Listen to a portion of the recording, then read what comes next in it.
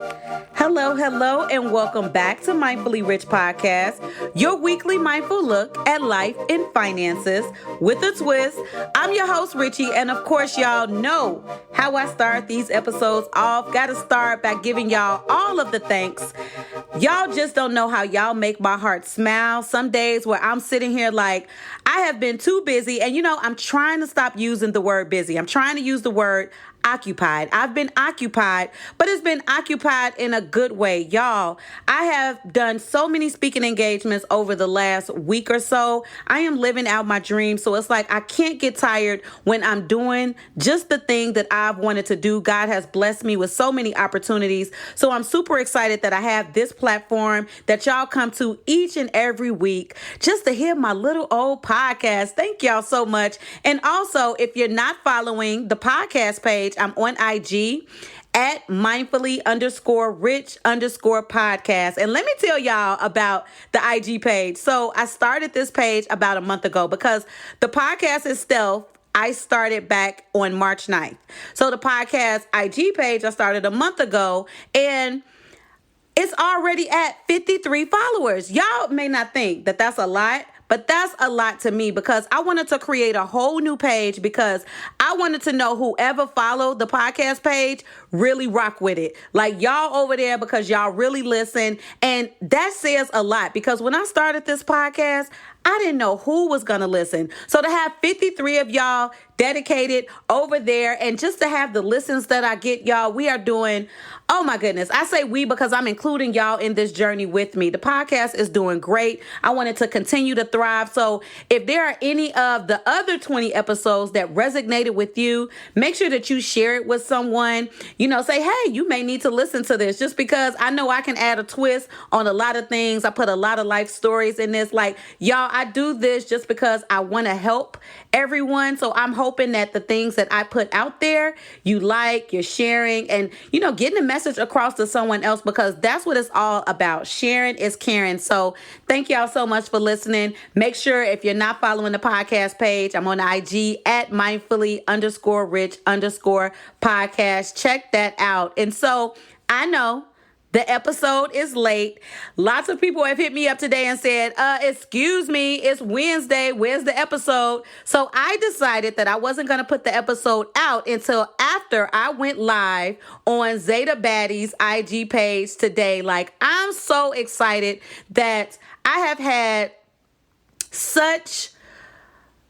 I'm trying to figure out the words that I'm trying to say. I'm just really excited that I've been able to work not only with just my sorors, but I've also done, interviews on other pages with other people. And it has just been going so well. And I'm super, super excited just because, I'm living out my dream and I love doing that. And I love anytime that I'm able to promote my brand, promote this podcast. And so I wanted to put the episode out after I went live so that way I can, get everybody to come on over here and listen to the newest episode, which is episode 21, and y'all are in for a treat. And so last week I did the Hotline Bling scamming episode, which did really well, had lots of good feedback on that episode, and just want to let y'all know because the episodes are so short, I just wanted to touch on some things just to get everybody's, mind, going so that way they can be alert to what's going on out there. Of course, we are going to come back to some of these topics just because I talk about finances, money, and life and all those things. And so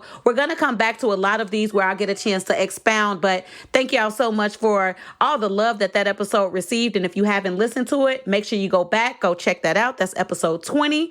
And we're going to go ahead and move into this week's Mindful Money Moment.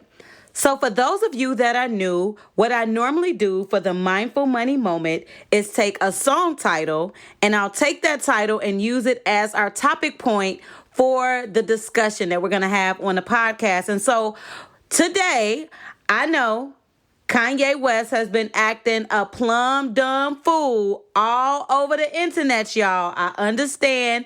But for this episode and what we'll be talking about, I'm using Kanye's song, Gold Digger. So we're going to have the Gold Digger episode, and I'm going to put a twist on it. And so The question that I want to pose to y'all, because I know that this is water cooler talk. This is a question that y'all probably talk about at barbershops, beauty salons, amongst your friend circles, everywhere. So the question that I'm going to pose is, would you date a broke partner, or would you marry someone who's broke? Okay, now for the sake of the example, because I'm speaking of my own opinion, I'm going to use my preference, which I date men. And so I'm going to say, for the sake of this example, ask myself, would I date or marry a broke man? And so I'm going to go ahead and just let y'all know the answer is no. So if we're looking at the definition of broke, so the definition says, if y'all were to look this up, it says to run out of money.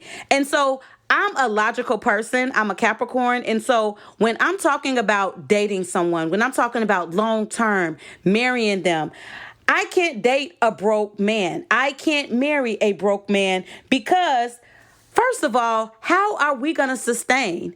How are we going to be financially stable? That's a real question. That's not something that's up for debate. That's not something I need somebody to come to me and say, what about love? What about it? Okay? What about real things that we need to really concentrate on, which is, how will the bills get paid? How will we be able to make it? Just because money is one of the top reasons why couples break up and go through divorces. So why would I even skip? Because I already know that. Why would I even get myself into a situation where I know that this is something, a deterrent to where people get whole divorces over?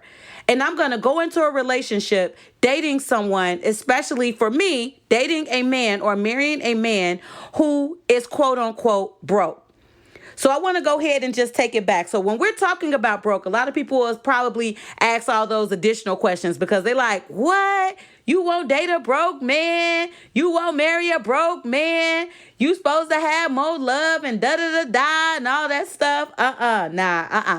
So lots of people will probably ask, but what if he's looking for a job? What if, I'm trying to think of another question. What if he used to make money? Okay. Those great questions to ask, but this is the thing. When I'm in my dating process, when I'm sitting here, when I'm going through whatever it is that I need to go through to see if someone is going to be a partner for me, I'm letting you know when we're in that beginning stage. So say, unless some type of life stage didn't happen, because we are sitting here in COVID, and I understand that lots of people have been furloughed, lost their jobs, laid off, all of those different things.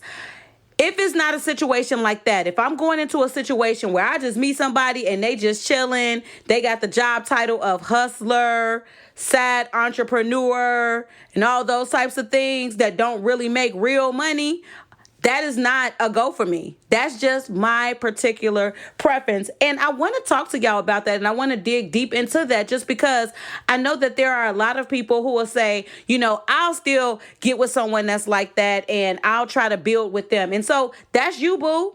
You could do whatever it is you want to do with your life. But I want to put a little bit more logic into that and have you think in a direction of, how old are you? Where are you trying to go? What else does this person have that you're going to be able to really sustain with? Just because no matter how we cut it, no matter how we look at it, we all need some type of financial stability, some type of financial security in our lives. And so the next question would be, would I be willing? So since I am a person who makes money, have a job, would I be willing to just be the only person who works and then have my partner, in this case, speaking of myself, have whatever man that comes into my life not work?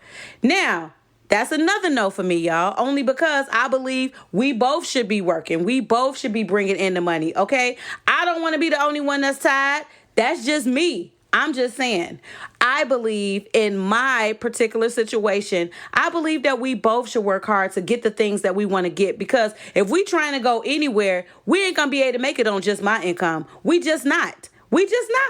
And so I have big goals. And so I look for someone that also has goals, someone that's also career minded. Just because I'm 35 years old, okay? This is where I'm at in my journey. I'm looking for someone who matches my fly. I just am. I'm looking for that. Not saying that they have to make just as much money as me, but I'm looking for someone that's goal oriented, that has that same drive, different things like I do, and also is bringing in income. So I'll give y'all a story.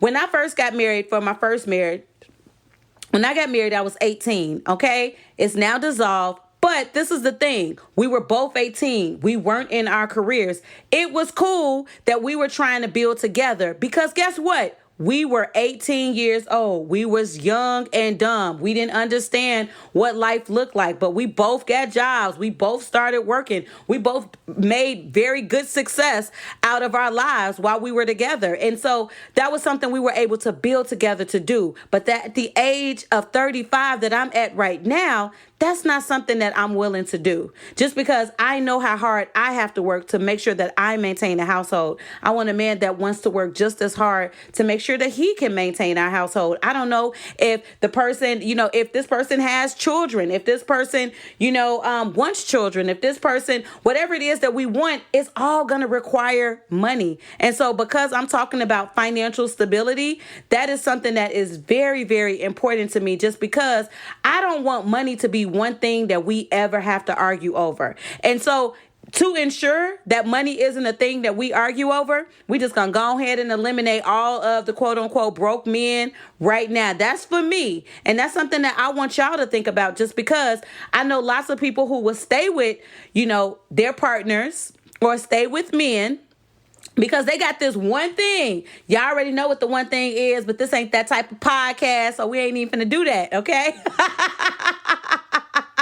But let me let you know, okay? That one thing just ain't enough, okay? Financial stability is key, and that's what I'm talking about. And so because I know that this is a question that lots of people, they go through in their minds, they talk about with others, I want y'all to look at that logically. And another thing is talking about money with whoever it is that you're with, trying to figure out, where do you stand with this? Okay, so say someone say they're working, but they're not particularly in the job that they want to be in, and they're still trying to build themselves up, and you still get with them. Are y'all talking about what that looks like? What does your future look like? What are you trying to strive towards? Maybe it's because I'm a Capricorn, and when we go out with people, we be like, all right, bet, what's your 5-year plan? Sit it on down. Let's go on ahead and chat. What's up? We want to know, okay? We want to know where it is, just because I think I have a very business mind, okay?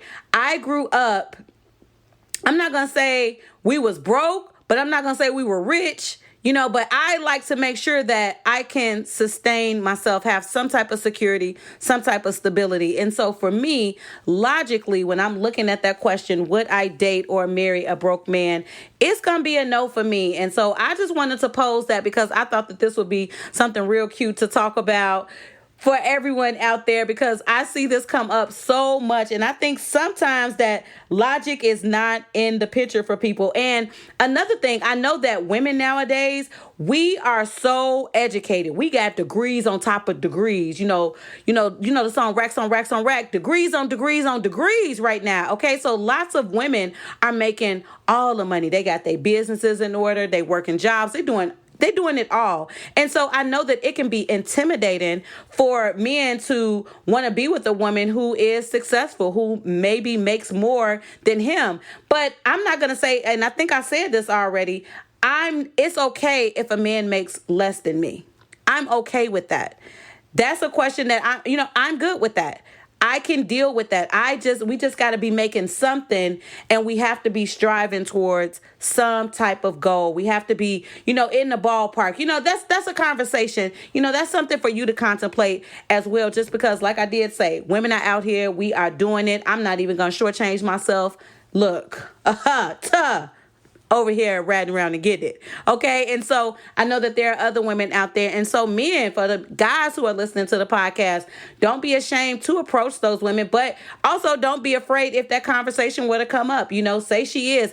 I saw an example. I forgot which IG page it was. I think the woman was making like $400,000 and the guy was making, I think, like 60 or maybe 50. Now that's a huge difference. That's a conversation they're going to have. But like I just said, I just answered the question for y'all and let y'all know I'm okay with it. I just want us to, be able to match each other fly, us to be able to plan for our future and be financially stable and be financially secure, whatever that looks like for us. And so if you're in a situation where you're trying to figure out, should I do this? Because I don't want you to just go to the bottom of the barrel, this may sound disrespectful when I say bottom of the barrel, but when you broke, you broke. I mean, you just are. I done been broke before.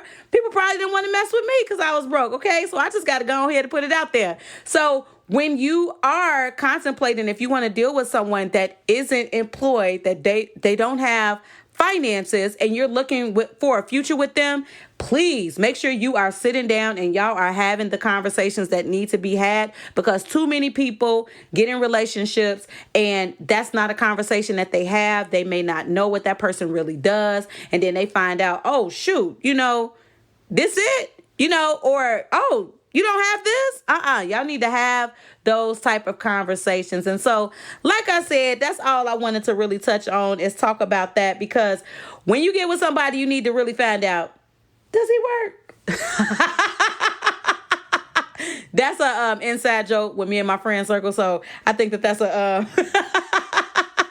that is something that you do need to find out, and make sure that you're always using logic and not, make sure you're thinking with your brain and nothing else. Think with your brain logically so that you can make the best decision that you need to make possible in whatever relationship it is that you're trying to get into.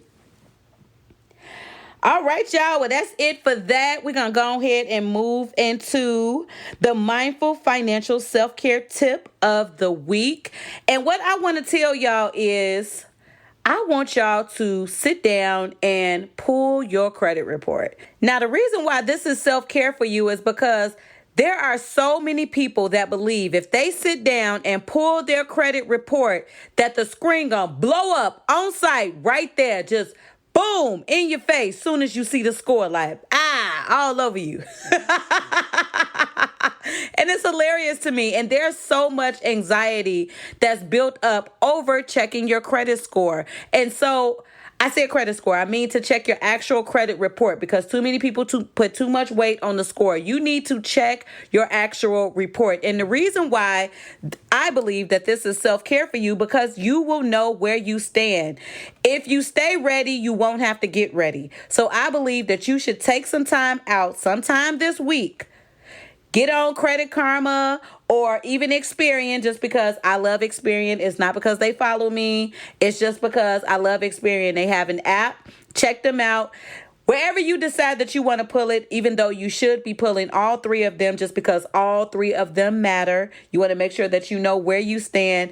But I believe that it is good self-care to know where it is that you stand credit-wise, because it is good for your credit health. You'll get a chance to see on that report, do I need to do anything to fix anything? Just because if you've ever filed a dispute before, those disputes, they are a marathon. They are not a sprint.